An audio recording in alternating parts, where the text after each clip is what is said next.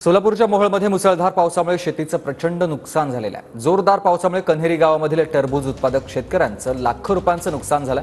पावसामुळे टरबूज पिकांचं मोठं नुकसान झालं असून टरबूज हे नुकसान भरपाईच्या निकषात बसत नसल्यानं शेतकरी आता हवालदिल झाला आहे। सोलापूर जिल्ह्यातल्या मोहोळ तालुक्यात मुसळधार पावसामुळे जे आहे ते शेती पिकांचं मोठं नुकसान देखील झालेलं चित्र आपल्याला पाहायला मिळते। आपण आता आहोत कोणेरी गावातल्या या शिवारामध्ये आणि आपण पाहतोय कशा पद्धतीनं या शेतामध्ये पाणी जे आहे ते साचलेलं पाहायला मिळते। अगदी तळ्याचं रूप या शेतीला झाल्याचं चित्र आपल्याला पाहायला मिळते। आपल्यासोबत शेतकरी आहेत ज्यांची ही शेती आहे।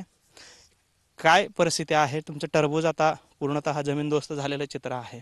या शेताला 5 लाख रुपये खर्च झाला आहे। ही वराठी एक्सपोर्ट होती, आता एक्सपोर्टवाली कोणी नाही ती।